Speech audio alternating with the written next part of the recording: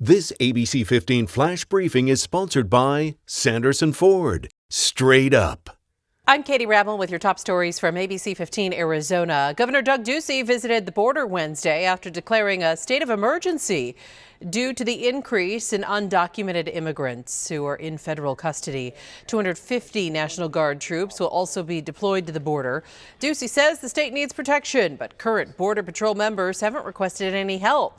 Arizona Senators Kyrsten Sinema and Mark Kelly agree with DUCEY in a joint statement Wednesday morning. Speaking at the border, Governor DUCEY painted a bleak picture. Our Border Patrol agents are overwhelmed. Citizens here in Yuma are concerned for their safety, and nonprofits left to pick up the pieces of broken federal policies are strained. But some activists and local officials are pretty worried about being left out of the decision-making process and that the cities and people they serve are being used as props in a political stunt. One person critically hurt after an apartment fire in MARYVALE early Wednesday morning. 2 other people were also hurt, including a woman who jumped from that second floor to try to escape the flames. This happening near 51st Avenue and Indian School.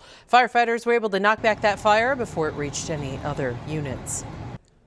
Well, it's no secret COVID-19's deadly effects have disproportionately created a higher impact on our communities of color.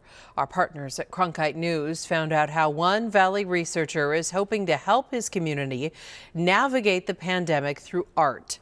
ASU Assistant Professor Gilberto Lopez is teaming up with activists and advocates to bring COVID safety advice to our Latino community through animated public service announcements and murals. He says he got the idea when he noticed the information gap between Phoenix and his parents' small California town. I saw that the information about COVID that I was getting through my academic bubble, my academic peers, was completely different than the information that my community back home, the farm working community, was getting. Lopez plans to expand the outreach program abroad very soon. Wednesday's update to the state's COVID-19 dashboard adds 649 cases and 6 deaths, with a slight increase in the COVID testing positivity rate. In the race to vaccinate, Arizona has administered more than 4.5 million doses and is inching closer to 2 million fully vaccinated Arizonans. Thousands of appointments are available, though, this week at state vaccination sites. Anybody 16 and older can schedule their shot at podvaccine.azdhs.gov. If you're going to be traveling this summer, you may want to double, even triple check your rental car reservation.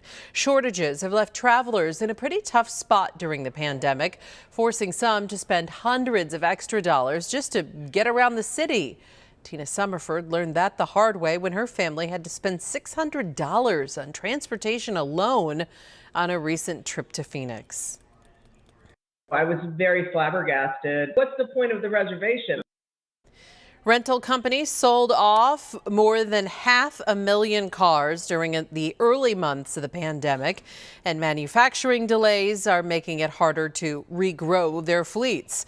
Experts believe it could take some time for rental car companies to be able to meet that increasing demand. Scientists at the University of Arizona are working on what they hope could be the next breakthrough in gathering data from the surface of Mars. On the left side of your screen right there, footage from Mars, as scientists recently proved a drone could fly through the planet's thin atmosphere. And on the right, test footage from U of A's newest drones near a volcano in Iceland.